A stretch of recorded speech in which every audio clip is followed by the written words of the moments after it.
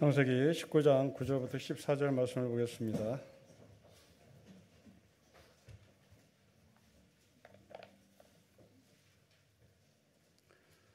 (19장 9절부터 14절) 말씀입니다. 우리 한 절씩 기도하겠습니다. 그들이 이르되 너는 물러나라. 또 이르되 이자가 들어와서 거류하면서 우리의 법관이 되려 하는도다. 이제 우리가 그들보다 너를 더 헤아리라 하고 롯을 밀치며 가까이 가서 그 문을 부수려고 하는지라.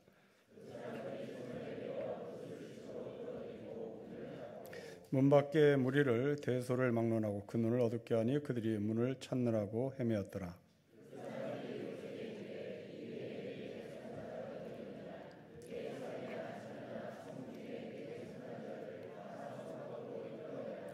그들에 대한 부르짖음이 여호와 앞에 크므로 여호와께서 이곳을 멸하시려고 우리를 보내셨나니 우리가 멸하리라.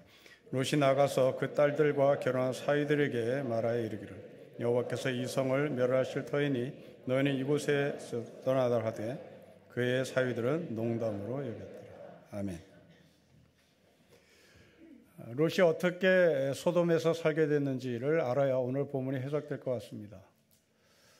창세기 13장입니다. 아브라함이 가나안에 기근이 들어서 애굽으로 곡식을 구하러 갔습니다. 아브라함은 자기의 아내 사레를 누이라고 바로 앞에 속입니다. 바로는 이것을 알고 아브라함을 책망하고 다시 가나안 땅으로 돌려보냅니다. 가나안 땅으로 돌려보내는 바로는 아브라함에게 목축과 금은들을 손에 쥐어줘서 돌려보내죠. 가나안에 도착한 아브라함과 롯은 열심히 목축을 칩니다. 소와 양들이 넘쳤습니다. 이제 양들의 풀을 먹여야 할 땅이 부족할 정도로 부자가 됐습니다. 아브라함의 종들과 롯의 종들은 이 땅 가지고 싸우기 시작했습니다. 아브라함은 롯과 단판을 짓습니다. 너가 땅을 택해라. 그리고 나머지 땅은 내가 택하겠다고 얘기합니다. 롯은 소돔 땅을 택합니다. 당시 롯이 소돔 땅을 택했던 이유는 소돔의 눈에, 이 롯의 눈에 소돔은 애굽처럼 보였기 때문입니다. 그곳에서 롯은 20년 이상을 살았습니다. 그 20년 이상을 살았던 롯에게 소돔의 사람들은 소돔의 사람으로 인정을 하지 않습니다. 여러분 9절을 보십시오. 우리 9절을 같이 읽겠습니다. 시작. 그들이 이르되 너는 물러나라. 또 이르되 이자가 들어와서 거류하면서 우리의 법관이 되어야 한다. 이제 우리가 그들보다 더 헤아리라 하고 롯을 밀치며 가까이 가서 그 문을 부수려고 했습니다. 그래서 이 거류한다는 말을 영어 버전에 보면 에일리언이라고 표현합니다. 외계인입니다.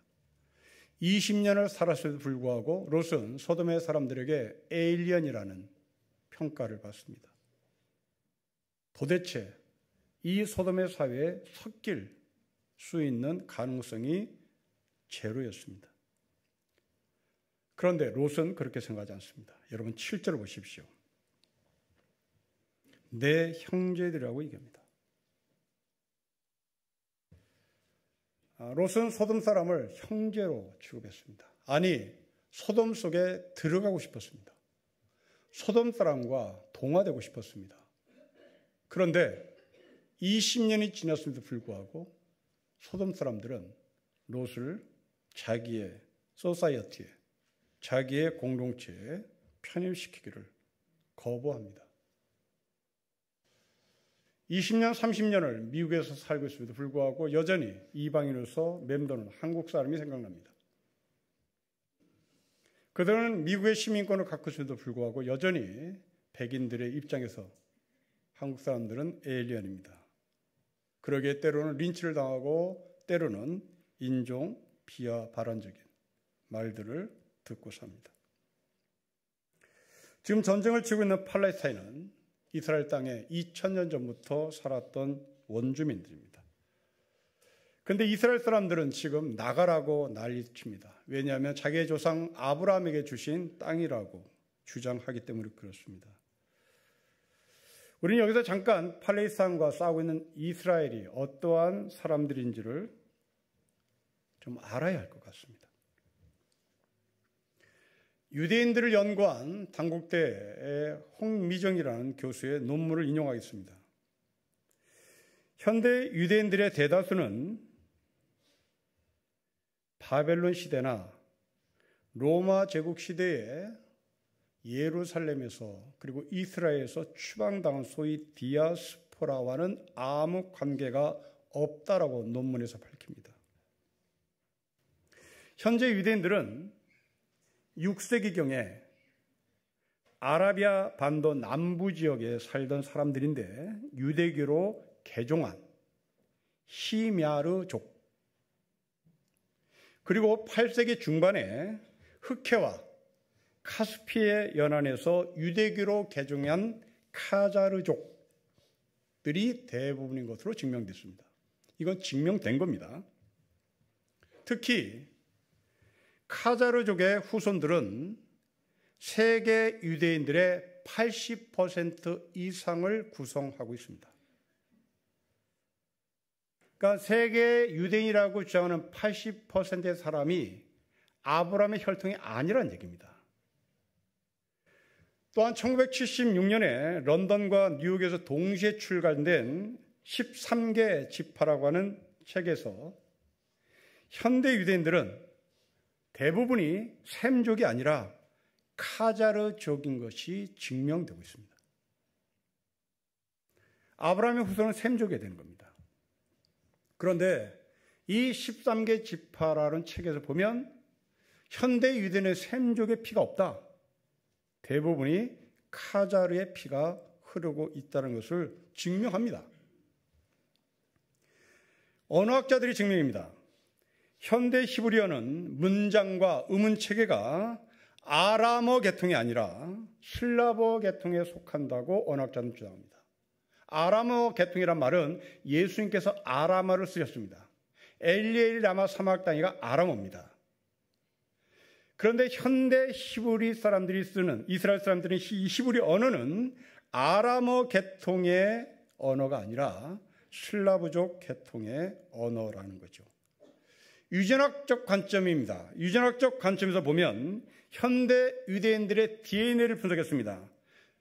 결과는 쿠르드족, 투르크족, 아르메니안족과 가까움을 증명하고 있습니다. 우리 기독교인들은 성경을 펼 때마다 이스라엘이라는 단어가 너무나 많이 나오니까 이게 지금 저 국진을 벌이고 있는 이스라엘과 동일시하는 우를 자꾸 범합니다. 아닙니다. 2000년 전에 이스라엘이 망하면서 전 세계로 흩어진 디아스포라, 그들은 지금 어디서 어떻게 사는지 모릅니다. 2000년 전에 미국에서 살고 있는 한국 사람이 있다고 가정합시다. 그 사람이 한국의 피가 있을까요? 한국의 피를 가진 사람을 찾으려면 얼마나 힘들까요? 이건 상식입니다, 그냥. 그래서 우리는 저렇게 악을 행하는 이스라엘이 우리의 편이라고 가끔 착각할 수가 있습니다. 그 결과 악을 선으로 규정하는 우를 범할 수가 있습니다. 롯이 그런 것 같습니다. 20년 이상을 살았습니다. 그런데 소돔의 사람들은 롯을 에일리언이라고 규정합니다. 이번 학기에 중학생들 32명이 제 강의에 들어왔습니다. 한국 사회에서 피해를 본 사람이 있는지를 물었습니다. 30명 모두가 피해를 봤습니다. 이게 소돔 땅에 살고 있는 롯이 아닌가 싶습니다. 여러분, 왜 롯이 이렇게 소돔 땅에서 오래 살았음에도 불구하고 이방인 취급을 받는 것일까요? 롯이 소돔 땅에서 적응을 못한 것이 아니라 소돔이 롯을 받아주지 않았기 때문입니다. 소돔의 사람들은 아무 일 없을 때는 그냥 그렇게 지냅니다. 그런데 비상 상황이 걸리면 제일 먼저 피해를 본 사람이 소위 에일리언 같은 사람들입니다. 평상시에는 롯을 친구 삼았겠죠. 그러나 전쟁 상황이 들어가자, 비상 상황이 들어가자 친구는 온데간데 없이 살렸습니다.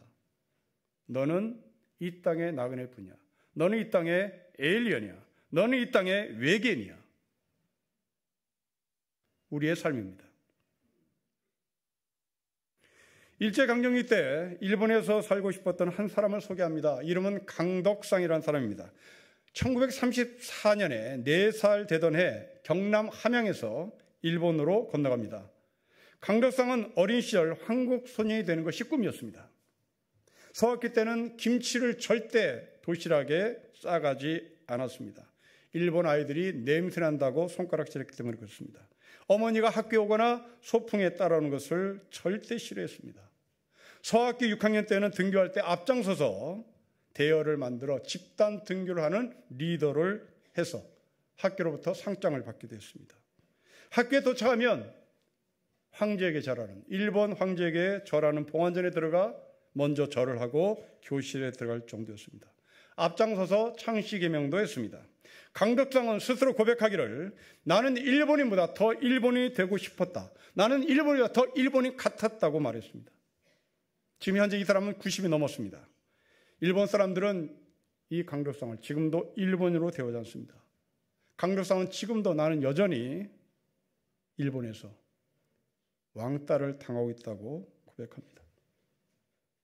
위험할 때는 조센징, 위험할 때는 불량성인으로 분류를 합니다. 여러분들이 히틀러가 유대인만 죽였다고 생각하는데 큰 오산입니다. 히틀러는 독일 사람도 죽였습니다. 독일 사람이 독일 사람을 죽였습니다.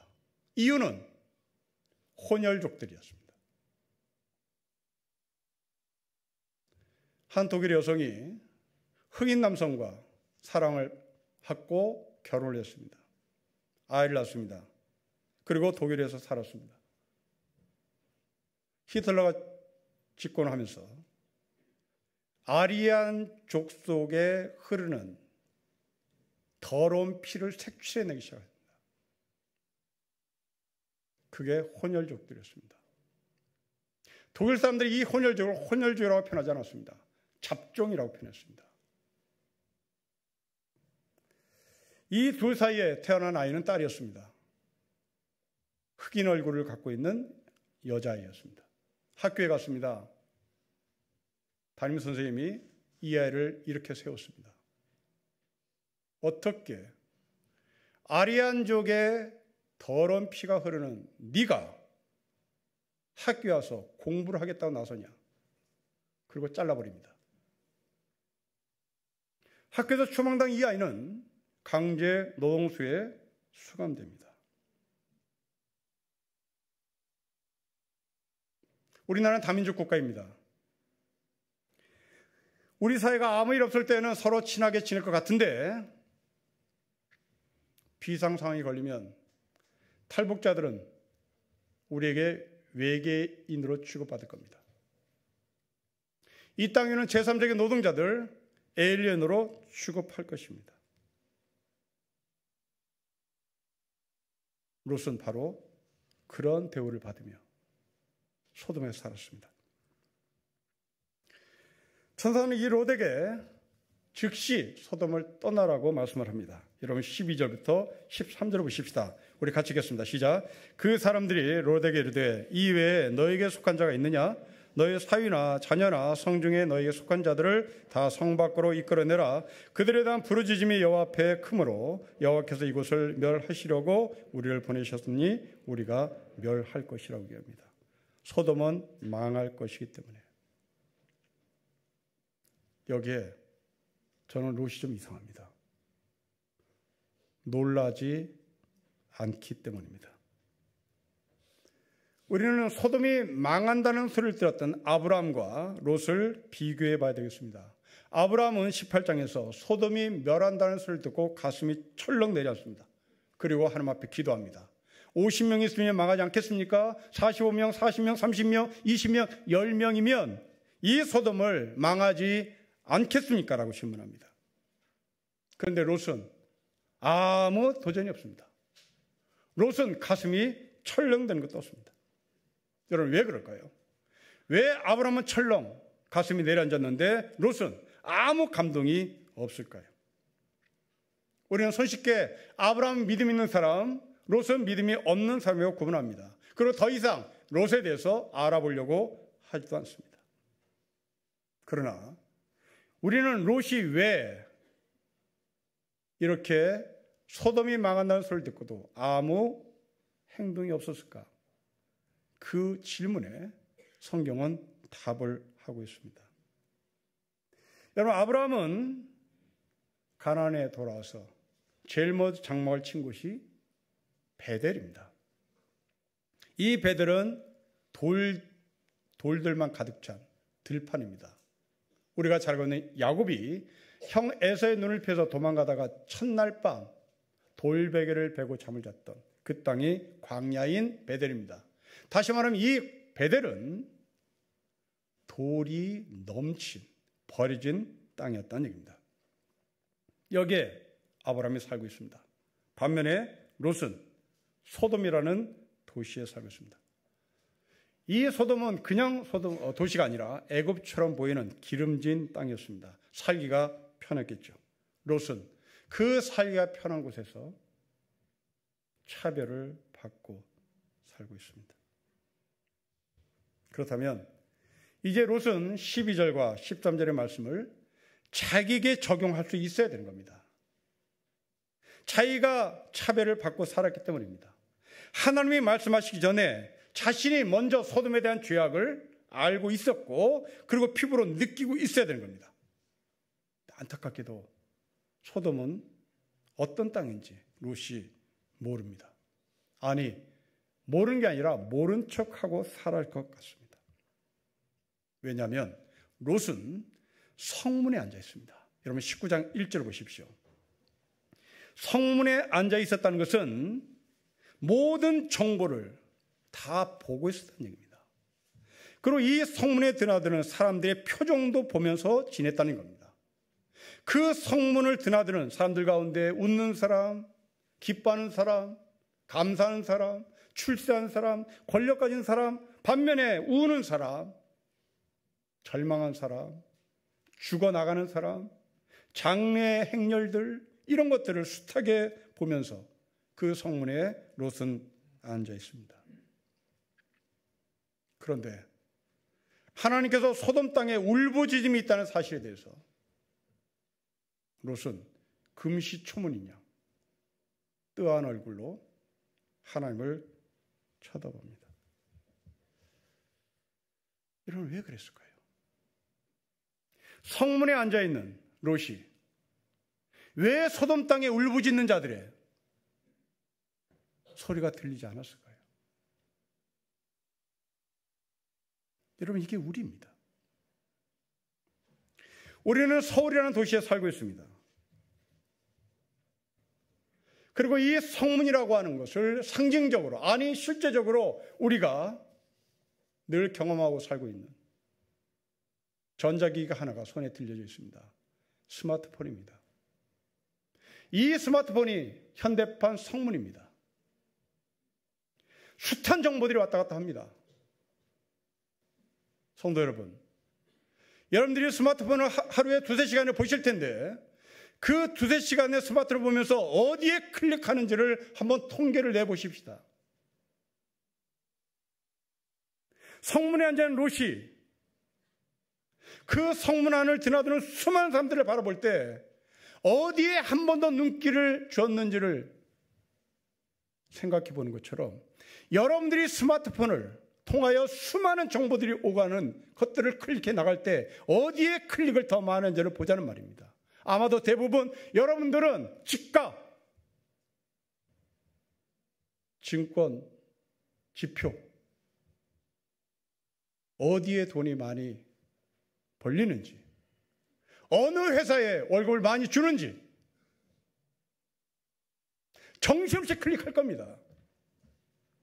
그러나 그 성문에 앉아있는 여러분에게, 그 스마트폰을 클릭하는 여러분에게 누군가는 억울하게 죽어나가는 울부짖음의 뉴스도 담겨져 있습니다. 그런데 우리는 관심 없습니다. 남편이 억울하게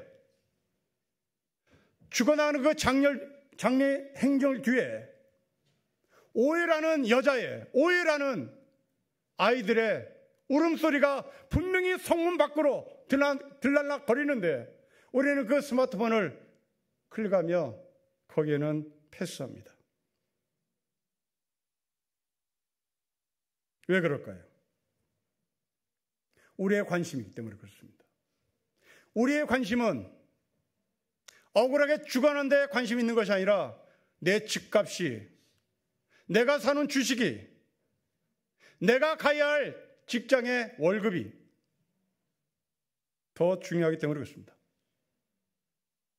이런 사람은 자신을 객관적으로 보지 못하는 신뢰 없는 사람입니다. 나보다 나를 더 객관적으로 알 수 있는 길은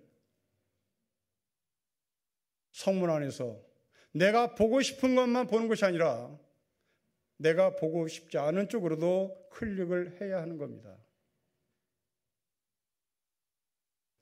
이 서울은 정말 억울하게 죽어나가는 사람이 참 많습니다.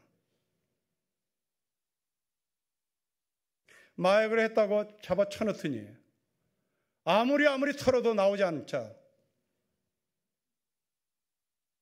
쓰리 같은 언론은 그 개인의 은밀한 통화를 폭로합니다. 썬데이 서울도 하지 않는 짓거리들입니다.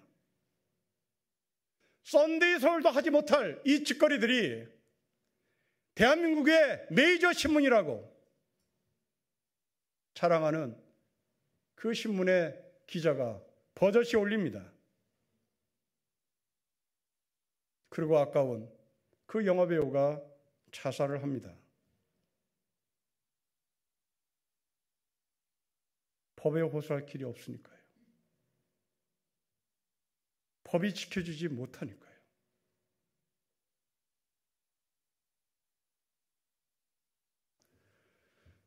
여러분 개인과 여러분 가정과 우리 교회에 이 말씀을 정해 보십시오. 우리 교회가 보고 싶은 시선이 어디입니까? 성문에 앉아있는 롯이 바라보고 싶었던 시선, 출세, 성공,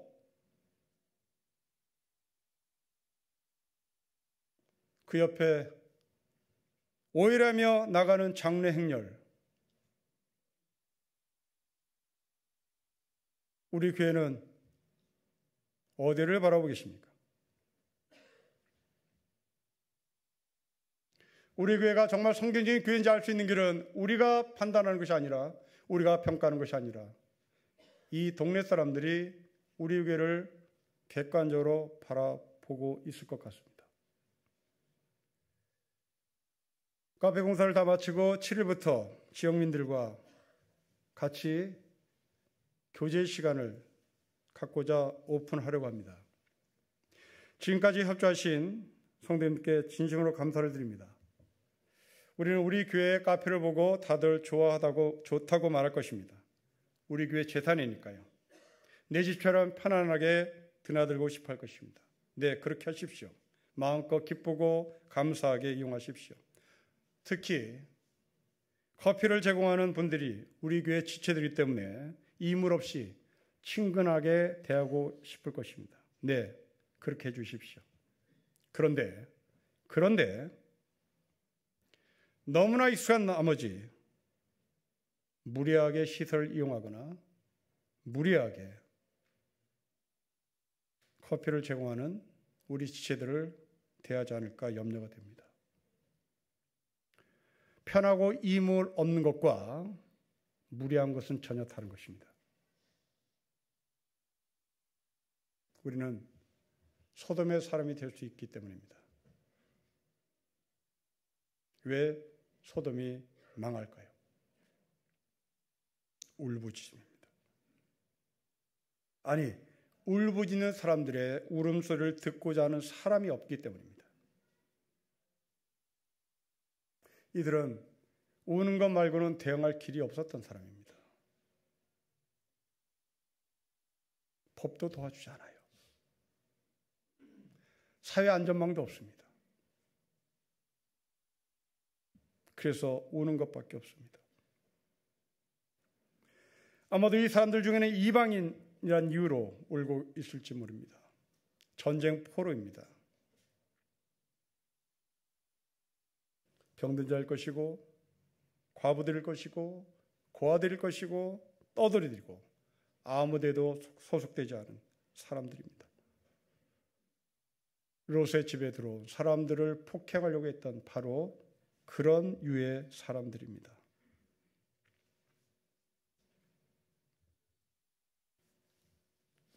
지난주에 한 정치인이 자신이 몸담고 있는 정당을 탈당하면서 한 말이 저의 마음을 움직였습니다. 이 젊은 정치인은 지금 현실을 검투사들이 싸우러 나가는 전쟁터로 규정합니다. 이로 인하여 정치가 후퇴한 것이 아니라 대한민국이 망할 지경에 있다고 말했습니다. 그러며 하는 말입니다. 우리 모두 검투사가 나가서 싸우는 것을 열광하며 볼 것이 아니라 우리 모두 아고라로 나가서 공동체를 회복하자고 열변을 토합니다. 여기서 아고라는 시장을 말합니다. 검투장은 죽고 죽이는 전쟁터입니다. 시장은 수많은 정보가 들어오는 것이고 그 정보를 누구나가 들을 수 있는 것이고 그 정보를 누구나가 퍼뜨릴 수 있는 언론과 표현의 자유가 있는 것을 말합니다.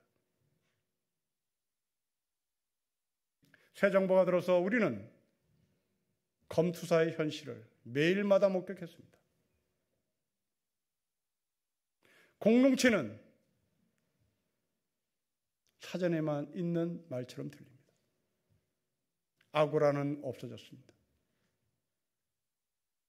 말 잘못하면 기자를 대통령 비행기에 태우지도 않습니다. 아고라는 사라졌습니다.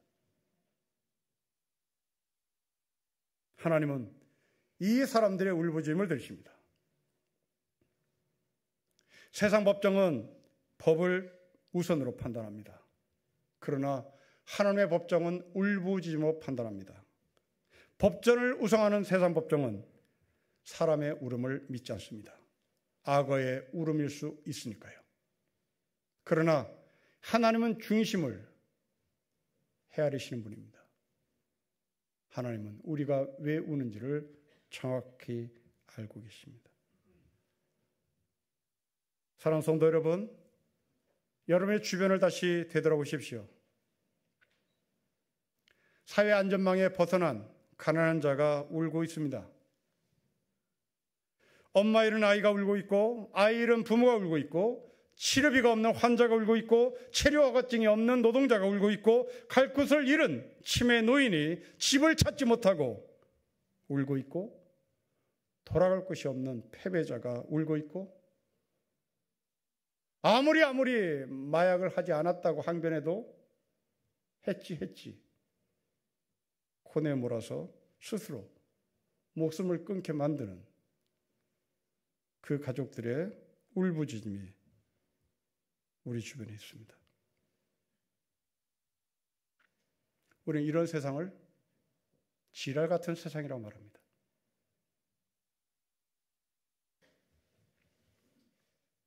이 사회는 지랄 같은 세상일 것 같습니다. 하나님은 이들의 울음소리를 듣고 계신다고 말합니다. 사랑하는 성도 여러분, 서울이라고 하는 대한민국의 핵심 도시에 살고 있는 저와 여러분,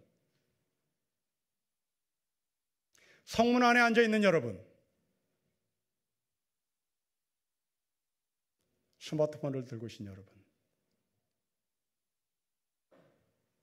여러분의 뉴스는, 여러분들이 보고 싶은 뉴스는 무엇입니까? 여러분들이 보고 싶은 정보는 무엇입니까? 너희 중에 우는 자가 있느냐?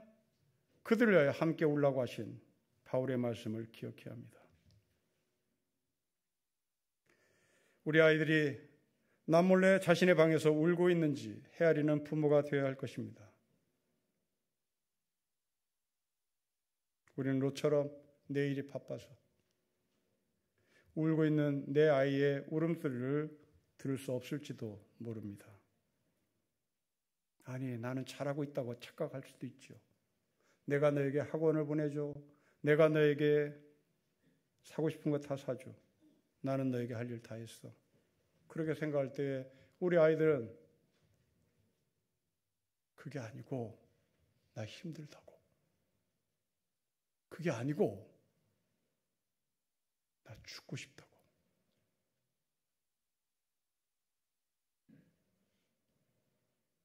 자살한 그 연애를 보면서 쯧쯧쯧 혀를 찰 때 여러분 아이들은 엄마 그게 나야. 아빠 그게 나라고. 즉 나도 그러고 싶다고.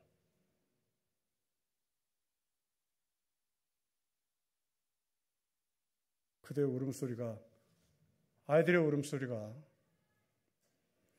여러분의 귀에 들렸으면 좋겠습니다.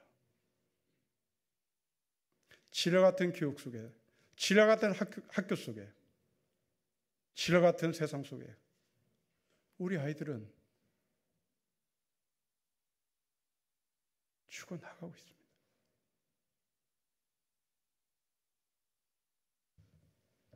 롯은 자신의 딸들과 그리고 사유가 될 사람들에게 소돔이 망할 것이라는 소식을 전합니다.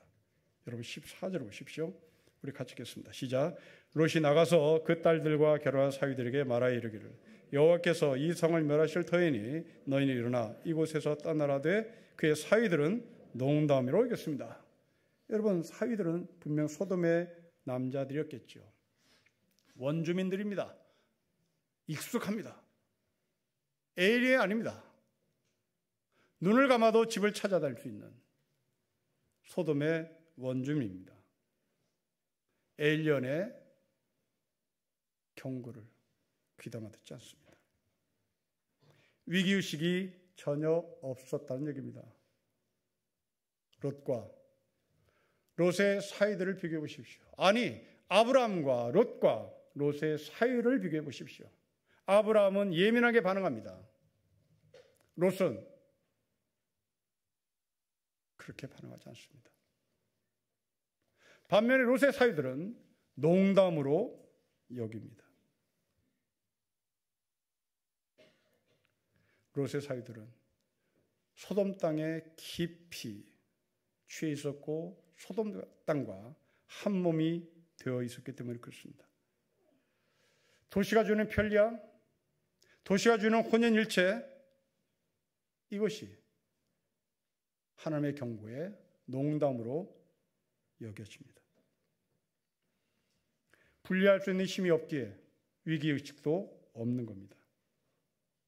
가장 진지한 이야기를 어처구니없는 농담으로 여기는 것이 바로 세상과 일치한 사람들의 이야기입니다. 아마도 세상에서 가장 어처구니없는 농담으로 생각되는 말은 예수가 하나님이다. 예수가 우리의 구원자다.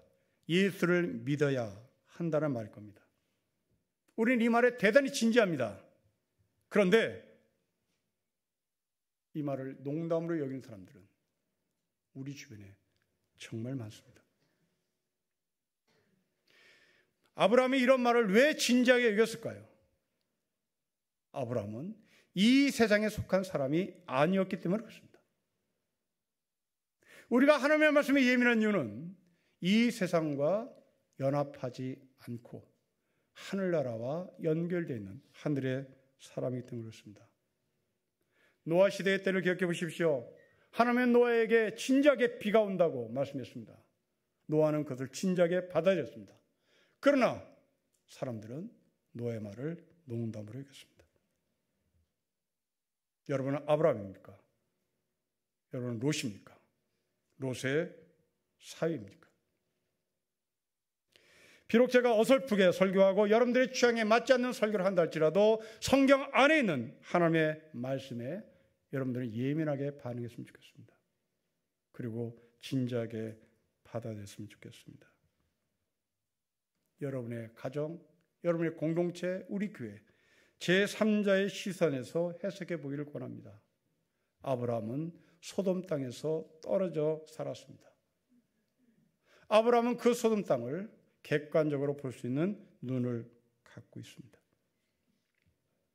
여러분의 직장에 몸담고 있는 그 직장에서 한 발짝 뒤로 물러나 보십시오. 교회 공동체에서 빠져나와서 우리 신림교회를 보십시오. 현대 사람들이 이것을 멍 때린다고 말하죠. 성경은 묵상한다고 말합니다. 롯은 소돔이라는 도시에 앉아서 소돔 도시를 묵상했던 사람이라면 아브라함은 하나님을 묵상한 사람입니다. 여러분들은 팔레스타인의 울부짖음을 들으십니까? 세월호의 울부짖음이 들리십니까? 이태원의 울부짖음이 들리십니까?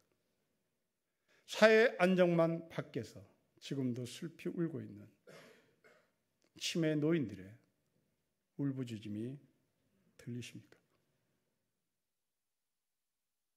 싸움터에서 친자에게 너는 졌으니까 울어도 돼 라고 말하는 것이 아니라 우리 모두 아고라라고 하는 공동체 자리에서 우는 자에게 위로를, 배고픈 자에게 빵을, 슬픈 자에게 같이 손을 잡아주는 신림교회 성도가 되시기를 주 이름으로 축복합니다. 기도하겠습니다. 하나님 아버지, 소돔 땅이 아수라장입니다. 하나님의 말씀이 들려지지 않는 지옥입니다. 우리의 가정이, 우리의 교회가, 이 사회가, 이 나라 공동체가 울부짖는 자의 울음소리가 들리는 공동체로 하나님께서 다시 회복시키시고 그 회복의 도구로 신림교회 모든 성도를 사용하여 주십시오. 주 예수 그리스도의 이름으로 기도합니다. 아멘.